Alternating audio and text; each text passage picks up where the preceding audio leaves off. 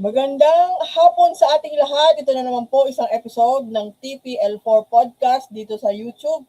Ako na naman po inyong host ngayong hapon, Martes, no, March 10, 2026. At tayo po ay may mga pag-uusapan ngayon, mga new developments at updates po sa larangan ng politika dito po sa Pilipinas. At sa ibayong dagat na rin. At to start off our topic for this afternoon, alam po natin lahat na lumipad po patungong Estados Unidos si PBBM noong Sunday. At kahapon po nakita po natin siya na nagbigay ng speech doon po sa New York City sa UN. At ito po, ibabahagi ko po sa inyo ang nakaka-proud po na moment na ang ating presidente po doon ay nag-speech sa harap ng mga delegado ng mga iba't ibang mga bansa. At doon po niya isiniwalat ang kanyang saloobin kasi nga po ngayon po sineselebrate po ng ating bansa ang Women's Month. Ito po ay bahagi ng kanyang speech. Pakinggan po natin.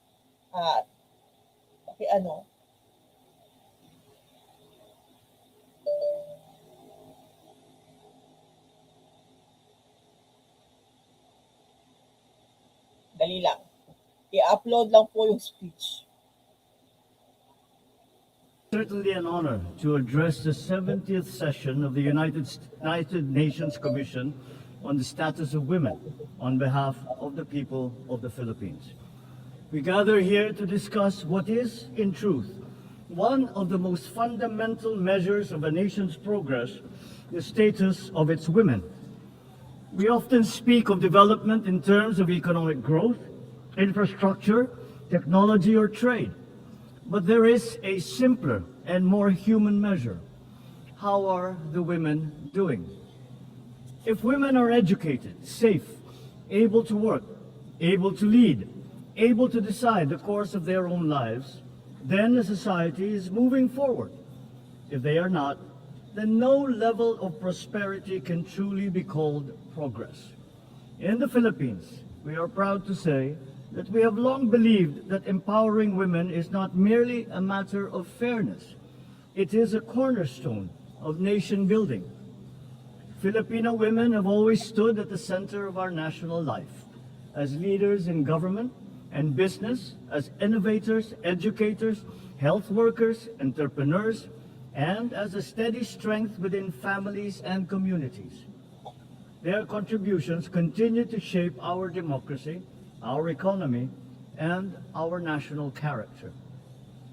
Our country has worked consistently to translate this belief into policy, strengthening protections for women, expanding opportunities for education and employment, and promoting women's leadership across all sectors of society. But even as we take pride in this progress, we recognize that the journey towards full equality, both in our country and around the world, is far from complete. Across many societies, women still face barriers that limit their opportunities. Too many continue to experience discrimination and violence. Too many girls are still denied the education that will allow them to shape their own futures. And that is why the work of this commission remains as vital today as it was 70 years ago. Education must remain at the center of all our efforts. When a girl is educated, the benefits extend far beyond the individual. They strengthen families, uplift communities, and expand the possibilities of entire nations. Economic empowerment is equally essential. Women must have access to employment, to finance, to entrepreneurship, and to leadership. Societies that fully include women in economic life are not only more just, they are stronger, they are more resilient. And we must remain united in confronting violence against women in all its forms. Violence erodes dignity, weakens communities, and undermines the very foundations of our justice.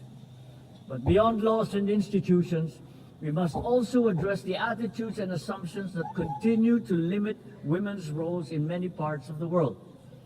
True equality requires not only policy change, but cultural change. Excellencies, the world today faces many challenges: conflict, climate change, economic uncertainty, and rapid technological transformation. But there is one principle that remains beyond question. We cannot hope to solve the great challenges of our time if half of our humanity is excluded from shaping those solutions. Women must be present wherever decisions are made, in government, in business, in science, in diplomacy, and in peace building. The Philippines stands ready to work with all nations to advance this cause, because when women rise, societies rise with them. When women lead, nations move forward. And when every girl, no matter where she is born, can stand with confidence and say that her future is truly her own, and then we will know that we have built not only a more equal world, but a better one for all of humanity. Thank you and mabuhay. So yun po, nung pinakinggan ko po to kahapon sa iyang kabukaubuan ng kanyang speech, naantig po akong ang damdamin ko kasi ang nagsasalita po presidente natin. At hindi po siya babae. At siya po ay lalaki. At bilang lalaki na nagpapahalaga sa kababaihan, at hindi lang sa salita niya yun, hindi lang sa salita. Kasi makikita po natin, siya po ay may asawang tao at siya po ay faithful sa kanyang asawa at nakikita rin natin sa kanilang dalawa na matatag po ang kanyang relasyon sa kanyang asawa at makikita po natin ito sa ebidensya ng pagpapalaki ng kanilang mga anak kahit wala po siyang anak na babae, si PBBM. Pero yung paghahalaga po niya sa kababaihan, sa aming mga kababaihan, hindi po parehas ng mga bastos. Hindi po parehas yung ngayon na nababalita sa ating mga balita, yung mga bastos, ng babastos ng babae.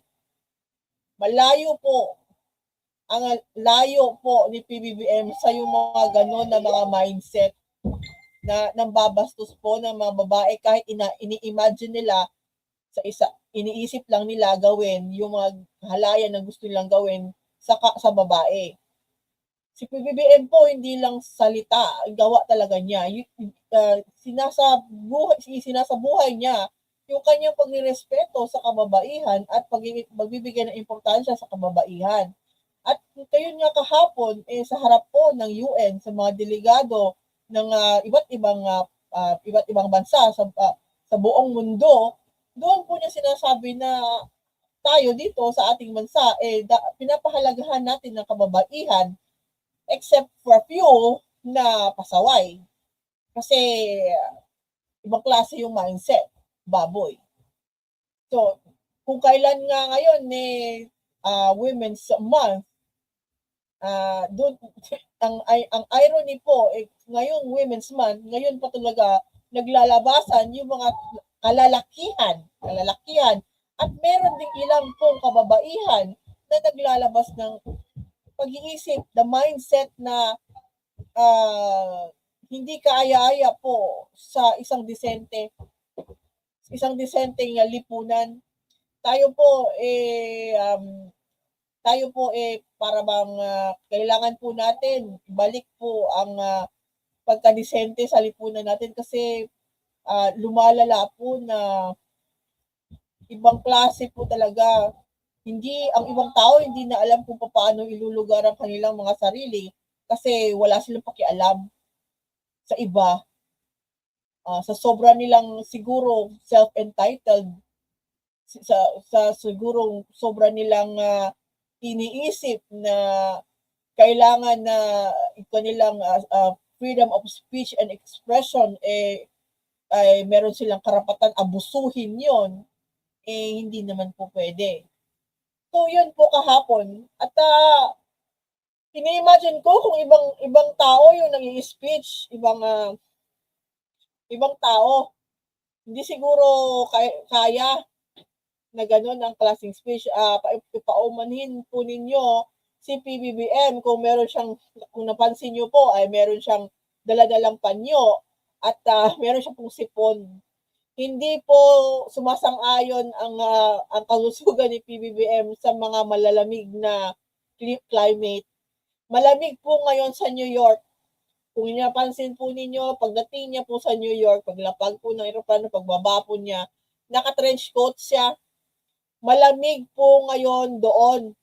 At si PBBM na kagaya natin, we live in a tropical climate. Pag tayo po ay dadalhin sa isang malamig na lugar na iba yung natin, yung klima doon, posible magkakasipon ka at granny knows. Yung pong mga ignorante na nagtataka kung bakit naka-trench coat po, malamig po sa US ngayon, doon sa New York. At para bang obvious lang kung binabati ko si PBBM sa kanyang suot at sa kanyang pagpapahid ng kanyang sipon habang siya ay nag-speech, yun, pinapalabas lang po ninyo yung pagka-ignorante ninyo sa klima ngayon doon sa New York. Malamig po doon at obvious na yung mga taong nagbabatikos kay PBBM sa nakita lang yun. Ang ganda-ganda ng speech ng Pangulo, pero yung kanilang nakikita, pinapahidan niya yung kanyang ilong. Ang ganda na ganda ng mensahe ng Pangulo para sa kababaihan, para sa ating mga Pilipino. Pero yung nakita nila, yung pinapahid niya yung kanyang sipon. Kasi nga malamig doon. Obvious po, yung mga tao na yon na hindi pa po nakapunta ng iba yung dagat. Hindi pa po nakapunta ng New York. Hindi pa po naka-experience ng klima na malamig. So, yun po. Si PBBM nagtatrabaho at encourage na tayo mga Pilipinong kababaihan maging empowered. Kasi, well, ako pag naantig ang pagka-feminista ko, talaga naman pong between a man and a woman, ang babae po mas medyo lamang po ang mga babae sa mga lalaki. Sorry to say sa mga na mga boys. Kasi ganito yon. Kung explicar ko, kami po mga babae, ang vehicle kung paano po nagpo-propagate ng species dito sa mundo. Kung walang babae, sino mga anak? Saan ilalagay? Alangan naman sa mga lalaki, saan nila? Meron ba silang matres? Wala namang matres ang mga kalalakihan. So, sino? At hindi po biro ang mabuntis at manganak, magluwal ng bata. Hindi po biro. Kumpara lang sa lalaki, kumpara sa mga lalaki, na ang partisipasyon para gumawa ng isang human being, mga ilang segundo lang. Pero pag babae po, kailangan po niya kargahin ang isang human being sa kanyang katawan for 9 months. At doon, alam ko na yung nakaka-relate po, yung mga naka-natural birth, yung mga babae na naka-experience ng natural birth, at saka CS, sige na lang, saka CS, kung gaano po masakit po. At habang kayo ay nanganganak, yung isa po ninyong paa ay nasa bingit ng kamatayan. Para lang kayo magluwal sa mundo ng isa pang tao. Ganun ka-powerful ang mga kababaihan. So imagine kung yung mga babae may bigyan talaga ng oportunidad, kagaya ng sinasabi ni PBBM, na kailangan natin magpursige na maayos ang edukasyon ng mga kababaihan natin na mga kababaihan yung kagaya ng mga kids, sa girls, kung maayos bigyan sila ng oportunidad, di magkaganda siguro. May mga leaders. At unfortunately, meron ding mga leaders tayo ngayon na babae na hindi talaga hindi po impressive. Hindi po impressive ang kanilang leadership skills, unfortunately. At alam na po siguro ninyo kung sino ang tinutukoy ko. Pero hindi naman po lahat ng babae, hindi naman po perpekto ang lahat ng babae. Yun na lang. Pero meron talagang mga babae na pasaway. At hindi natin alam kung bakit sila ganon. At kung kulang pa ba yung kanilang pag-iisip or baka meron silang na-experience kaya medyo na tawag dito na yung utak nila na ano term sa Bisaya, naliki po. Tumuwag ang tornilyo, ganon. So, ako po nag-appreciate po ko sa isang presidente na pinapahalagahan ng kababaihan. PBBM. Siyempre, at makikita natin yon, proof na po ang kanyang pagtrato sa kanyang asawa. Di ba? Ganun lang po. Yun po ang disente na tao. Yun po ang disente na asawa. Yun po ang disente na ama. Tapos, bakit siya ginagawa ng intriga ng mga hindi naman nila ma-prove na mga aligasyon na ganito, ganyan. Pero ang nakikita natin, maayos naman si PBBM. Maayos magsalita. Medyo na po siya may katandaan. Senior citizen na po si PBBM, ha? Malapit na po siya mag-70, 2 taon na lang. Bago siya bababa sa pwesto sa 2028, 70 po. Hindi na po bata si PBBM kahit siya mukhang bata. Di ba? Huwag po kayong ma-confuse. Senior citizen na po siya. Di ba? So, kung ang presidente natin nagpapahalaga sa kababaihan, lalong-lalo na ngayong ng Marso, ine-expect sana natin yung mga kalalakihan na Pilipino na yung saloobin ang sinabi ni PBBM na kalalaki. Kasi po ngayon, mga issue ngayon, meron po mga kalalakihan na kilala na hindi po maayos ang pagtatrato sa kababaihan. At alam po natin kung sino-sino sila, kung ano nang nangyayari, lalong-lalo na special mention ko po special mention natin si Congressman Bong Suntay ng 4th District of Quezon City. Sa kanyang pagtatanggol kay Vice President Sara Duterte na isang babae, ay nakuha po niyang bastusin ang isang babae na sa katauhan ni actress Ann Curtis. At sa pagdidepensa ni Attorney Ferdinand Topacio sa malaswang imagination ni Congressman Suntay, si Attorney Topacio po ay pinatulan ang kapatid ni Ann Curtis na si Jasmine Curtis Smith. Pinatulan yung kapatid na nagtatanggol sa kapatid na babae. Pinatulan yung babae at during po live stream radio, TV radio interview show niya ni Ferdinand Topacio na siya po ay bumugwak ng isang rape theory at ang kanya pong tinukoy sa kanyang rape theory ay si Congresswoman party list representative na si Sara Ilago. Babae po. So sana yung mga kagaya ni Attorney Topacio at Congressman Suntay makinig sa sinabi ni PBBM doon sa UN. Ano nila sa kanilang sarili ba? Kung meron pang pag-asa sila sa kanilang klase ng mindset, kung paano tratatuhin ang kababaihan.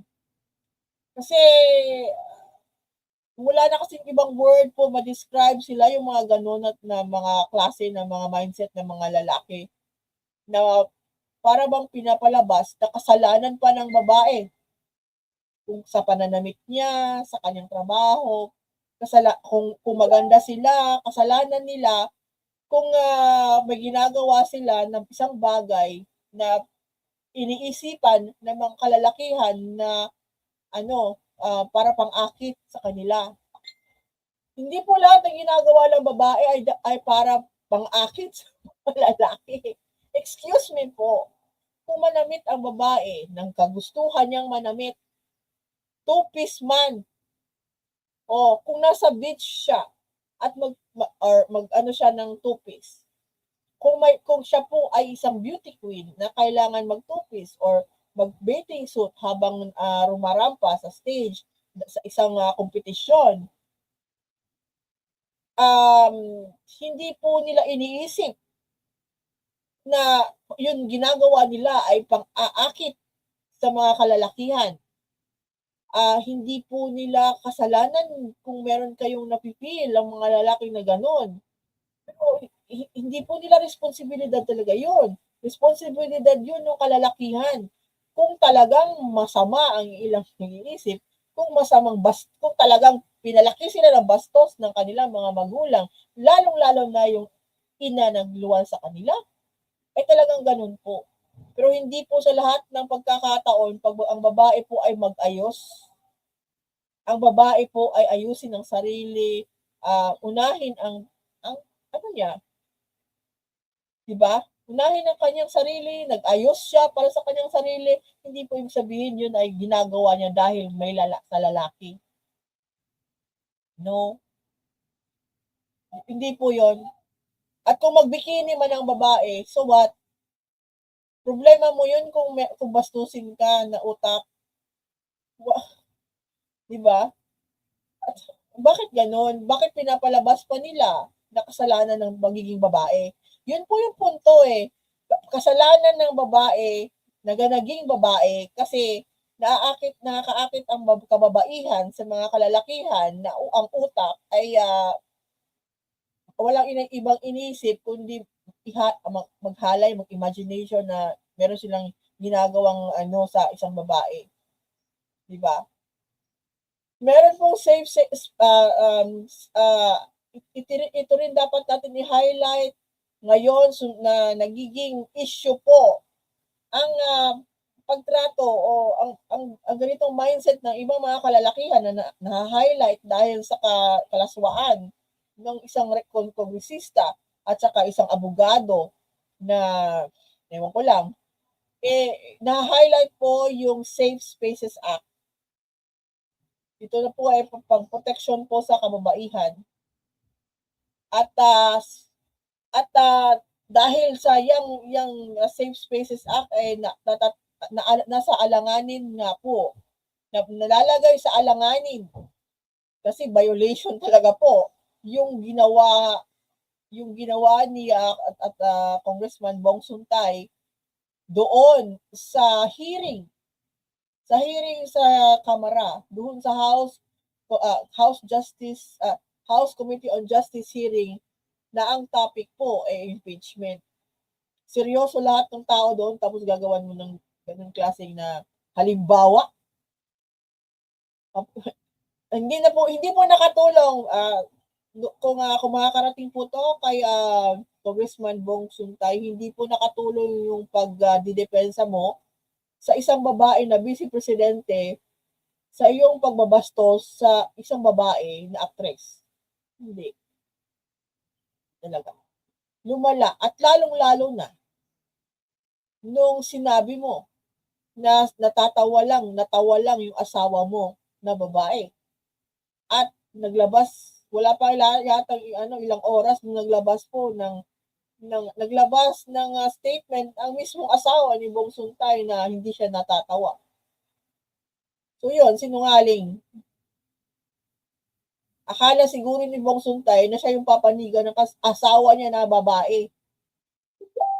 Babae po yung asawa ninyo. Babae yung binastos nyo dahil babae yung inyong gustong depensahan. Ganun ka-powerful ang babae. Ang lalaki, yung, I mean, totoo po ha, totoo po, behind every man, male, gender, ha? Male, biological male, we're talking about a biological male, every male, every X and Y chromosome, umiikot dyan, babae. Babae po. Ganun ka-powerful ang babae. Napapaligiran kayo ng mga babae, mga boys. So, to denigrate a woman, you have to be careful. Kasi hindi po lahat ng babae tingin ninyo weak. Kung kayo po ay misogynist, kung kayo po ay misogynist at ang inyong idol ay misogynist, do not be surprised kung may mga babae na papalag sa pagka-misogynistic ninyo. Lalong-lalo na kung makatiming kayo ng totoong Amazona, hindi yung Amazona na sa kapagkatauhan ng Vice Presidente ngayon. Hindi yan siya totoong warrior. Hindi.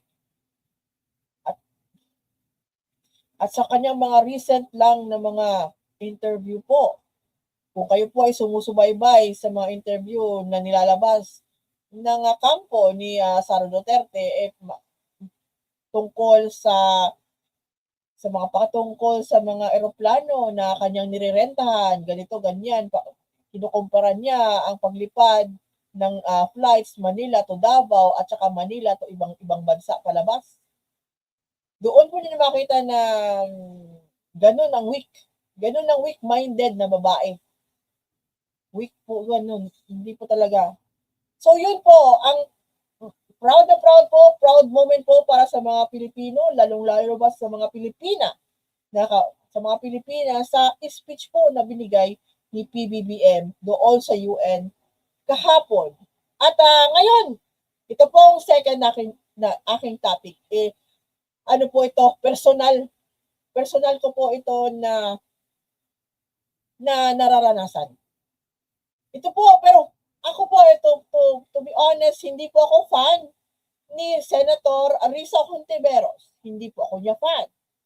Pero sa ganyang ginawa na resolusyon, papalakpakan ko po siya. Meron pong sinusulong na resolusyon si Senator Risa Hontiveros sa Senado patungkol po sa mga PWD, lalong-lalo na specifically ang may mga autism po. Ito po ay personal ko na nararanasan.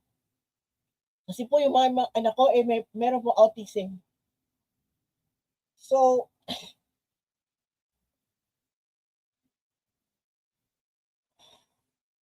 medyo emotional po tayo. Kasi po ito nararanasan po. Excuse me. Sa totoo lang po yung mga anak ko meron na tatlo ko po anak lalaki na nasa autism na spectrum. Sa awa po ng Diyos, maayos naman sila, mabuti sila. Yung dalawa ko pong anak na ay nasa grade 8 na at saka nasa grade 6. Nakapasok po sila sa regular school. Nakakope sila.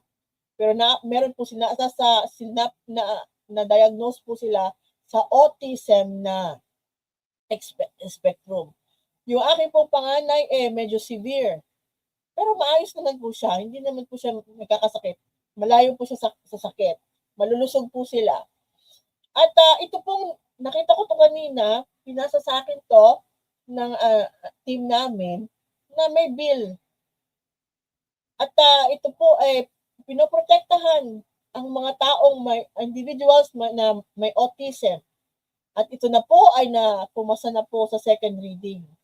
At inaasahan natin na yung mga parehas na parents kagaya ko na may anak na nasa autism ba or iba pang disability, kagaya ng cerebral palsy, MR, o mental retardation, ano pa bang mga ibang ADHD, ADD, sana po pumapasa to sa third reading at papunta po ito sa Malacanang, sa table na ni Presidente at i-study niya na at iko-considera na niya. Sana po ito ay mapirmahan. Sana po mapirmahan ito. Ito po ay protecting the rights of persons with autism spectrum, ASD.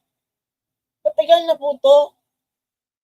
At hindi po lingid sa kaalaman, tumataas po ang incidence ng ng ASD, ng autism dito sa bansa natin. Proof na po ako noon kasi 3 po sila sa akin. Silang 3 po na nasa spectrum.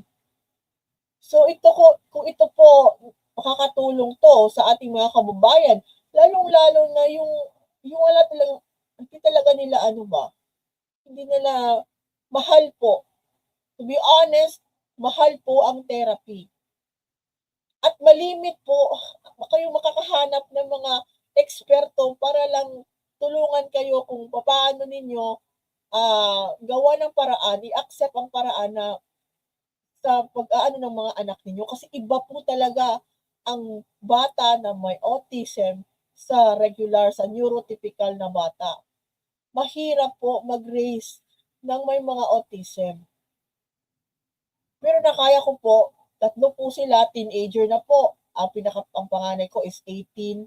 Ang second ko po magba-birthday na po ngayong 17.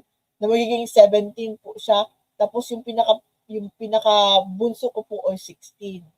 Teenager na po sila. Pero na-diagnose po yung mga anak ko nung 2 years old pa sila. Imagine that. Ilang years po namin trinabaho. Tawag ito, we crawled.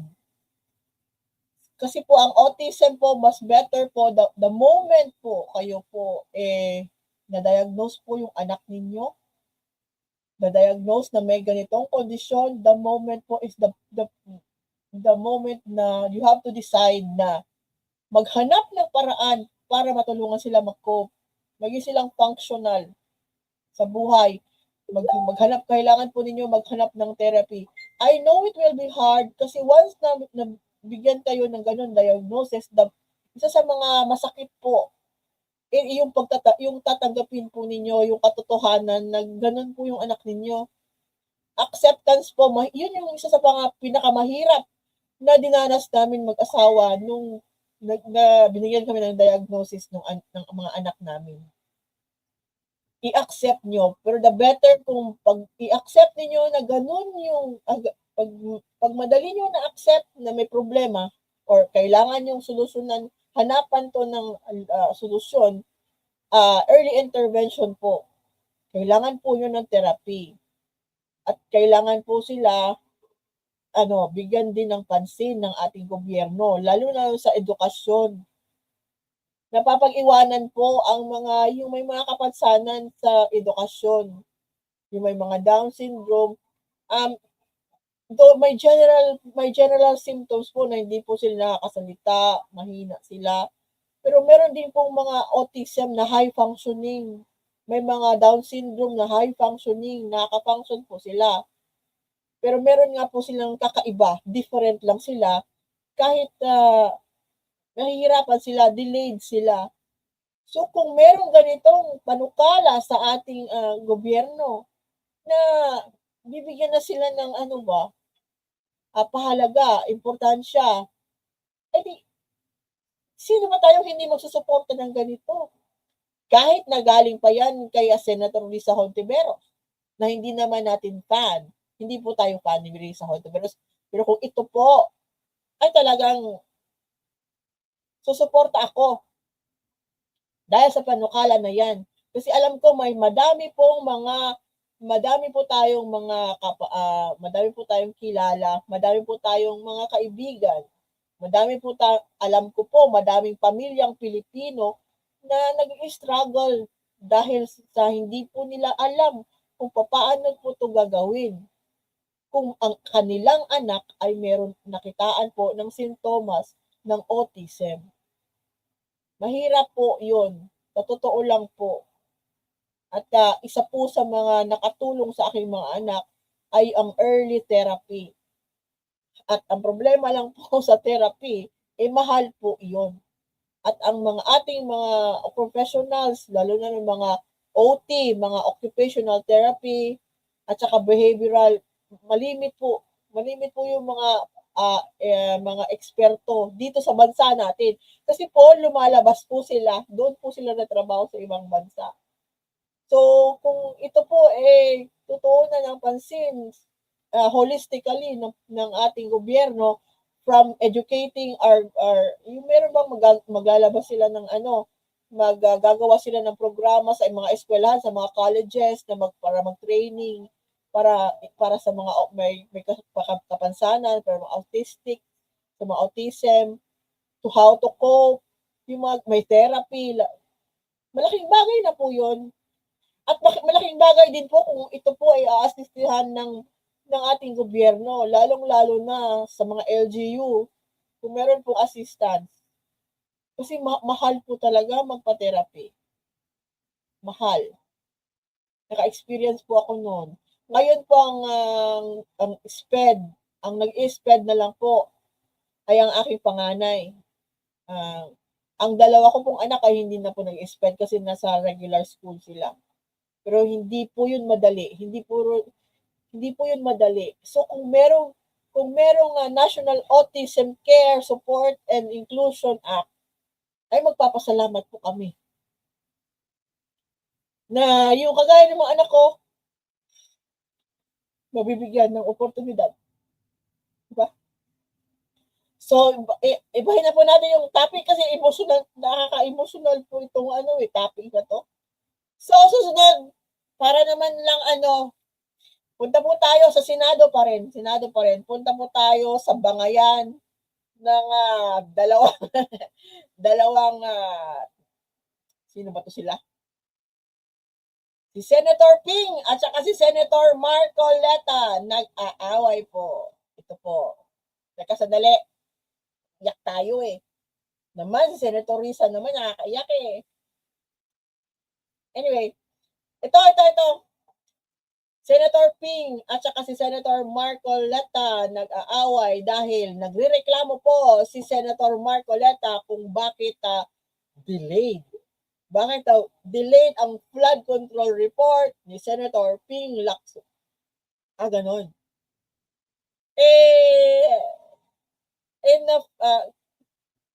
Kung si Ping Lacson po, naman, alam po natin kung gaano si Ping Lacson, parang detalyado.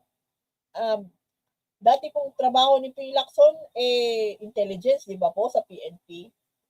Kalimutan ko po yung totoong niya, designation. Siya po, si Ping Lacson po, alam natin na isang tao na masino. At siya po detalyado. Kailangan po niya mag-imbestiga at dapat yung kanyang investigasyon detalyado. At it seems po nababagalan ang dating chairperson ng Blue Ribbon Committee sa Senado.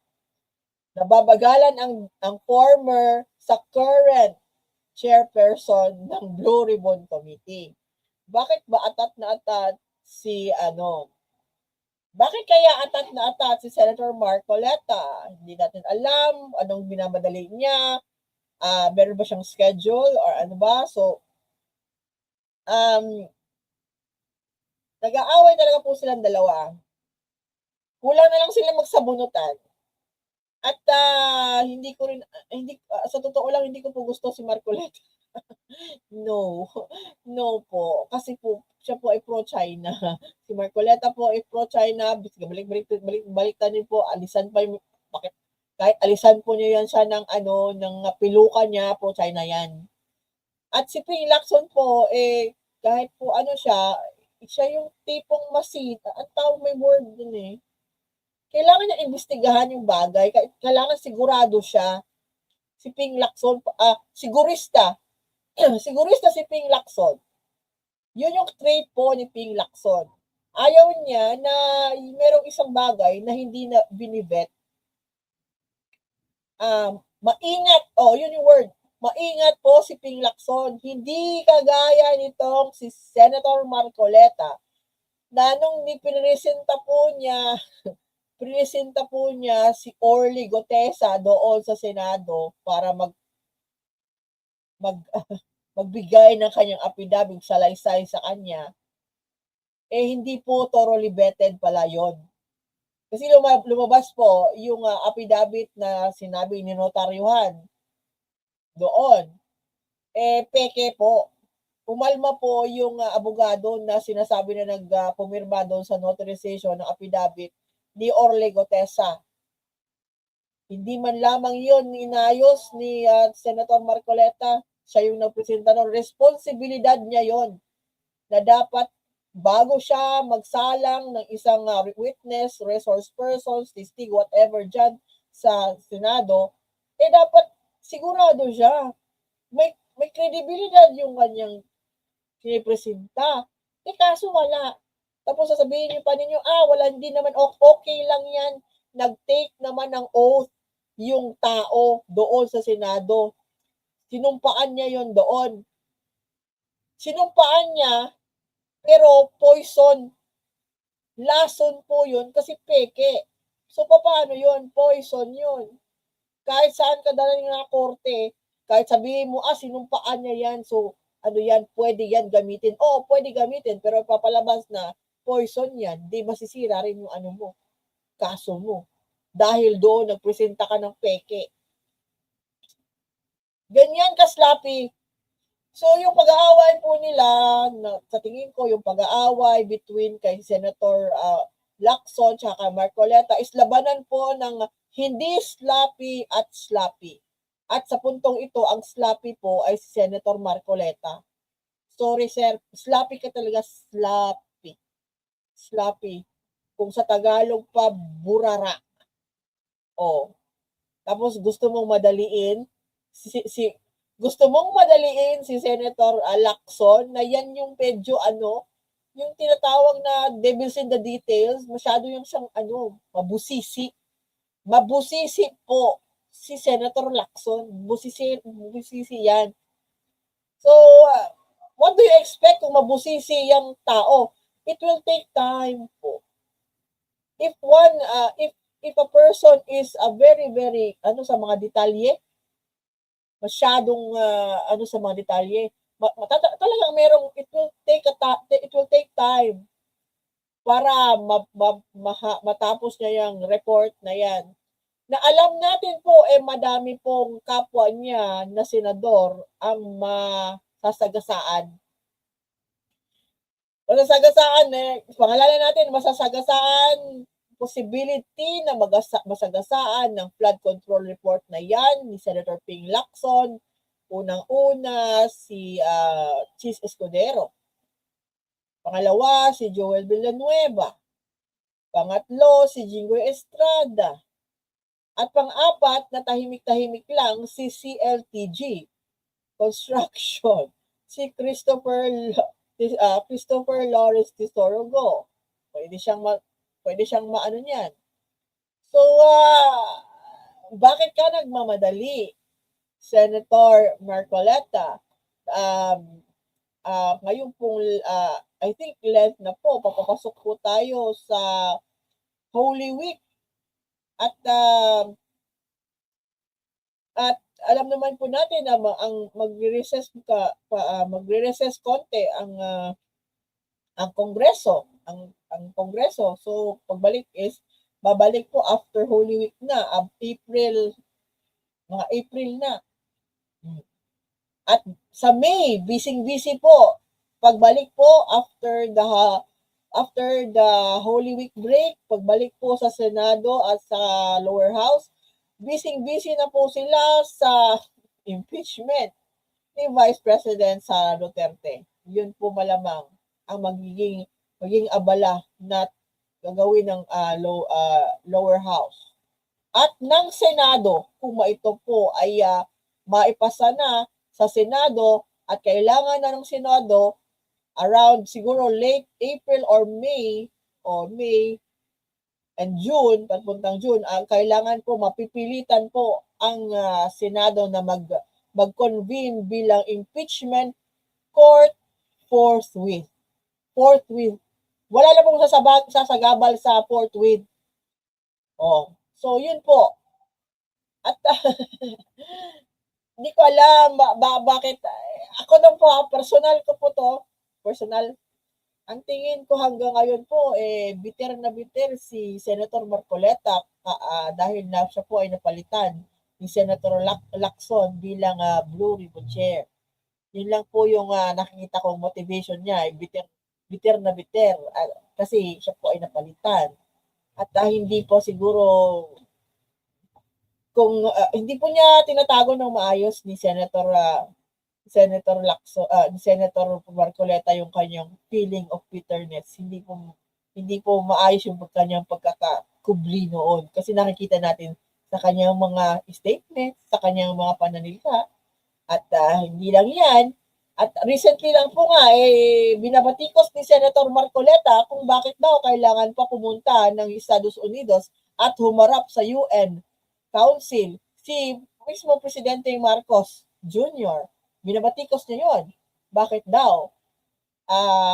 Siya po yung presidente. Si BBM po yung presidente, so pwede. Bakit po ba? Gusto nyo kayo? Gusto nyo kayo yung humarap sa mag-speech sa UN? Senator Marcoleta. So kung gusto po niyo yung gawin, yung ginagawa ni PBBM bilang head of state, tumakbo po kayo presidente. Ipresenta po ninyo yung sarili nyo bilang katandem ni Vice President Sara Duterte sa 2028.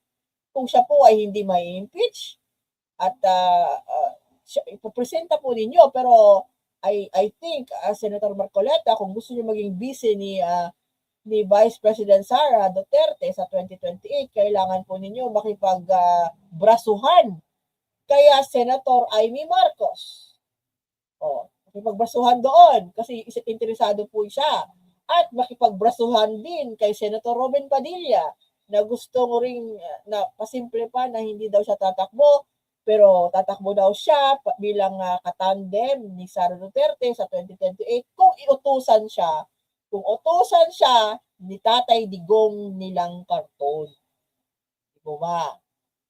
So, Senator Marcoleta, mag-isip-isip ka na kung gusto mo maging presidente or vice presidente, anuhin mo na yung mga posible mo na mga kakalabanin sa posisyon na yan. Na kasamahan mo pa sa tinaguriang Duterte Block dyan sa Senado. Maghumpyang kayo kung sino ang gusto o sino ang pipiliin ni Sara Duterte na mukhang merong pinipili na hindi naman kayong tatlo. Di mo ba? So hanggang dito na lang po ako ulit at pasensya na po, medyo emotional tayo basta usapin ng mga PWD, usapin ng autism. Medyo naging emotional po kasi yun po ay hindi sa akin eh. Hindi ko yun makakwento na as if hindi ako nakaka-experience. Experienceado ko po yan. Kaya pag ako hindi ko lang po siya masyadong kinikwento sa madla. Pero yung pag may mga ganitong okasyon na kagaya niyan, may nagsusulong para sa kapakanan ng mga may autismo, parang ako ba, natutuwa ako na merong mga mambabatas, merong mga taong gobyerno na nakakaisip na bigyan sila ng pansin. Di ba? Bigyan ng pansin yung mga kagaya ng mga may persons with disability. Kailangan po nila ng alalay. Kailangan po nila ng alalayan sila. So kung sino pa ba pong mag-aalalay sa kanila kundi yung gobyerno na magmamalasakit sa kanila. Kung ang gobyerno ay papansinin na sila, at least meron silang meron na silang importansya, mafe-feel nila importansya nila at ma-include sila sa society. Hindi na sila para bang para bang iibahin ba. So kung may mga mambabatas na gumagawa ng ganyang panukala, iniisip ang kapakanan ng ating mga kapatid, mga anak, mga kakilala na nakaka-experience ng ganyan na klase ng struggle sa buhay, ay suportahan po natin. Kahit ano pa yan sila politika, anong kulay niyan, kung dilawan yan, ano ba, kung sa ang kapakanan na isinusulong ay sa kapakanan, sa kabutihan ng buong sambayan ng Pilipino at sa buong sambayanan natin, suportahan po natin yung ganun na panukala. Kasi yun po ay makakatulong sa atin for the benefit of the common good. Yun po. Walang politika yun.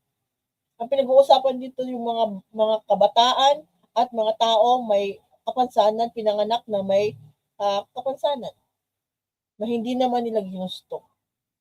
So hanggang dito na lang po ako ulit at magkikita po tayo tomorrow, same time po, at sana po meron na po tayong ibang topic na hindi po ako pinapaiyak ng aming team. Pinasahan po ako ng nakakaiyak na topic. At salamat po sa mga nag-tune in at sa mga team replay, panoorin lang ulit. Muli, huwag po ninyong kalimutan mag-like, mag-share, mag-subscribe dito po sa TPL Mau, TPL4 na podcast at doon po sa mga Nyolo pages kay Banat Bay at saka kay Stephen Lee. Huwag po ninyo kaming iwanan at sana po tulungan po ninyo kami. Meron po kaming ginagawa. Kasi kailangan po natin ipalabas yung mga eksakto at tama na mga balita at mga developments na ginagawa ng ating pamahalaan. Kasi ito na po yung paraan para tayo ay labanan po natin ang fake news. Importante po natin labanan na ngayon ang fake news po. So hanggang dito lang ako po, si The Political Labandera 4.0 Maureen Rose Mejia Villar, all the way from Ormoc City. Maraming salamat po at magandang hapon, and I'll see you all tomorrow. Bye!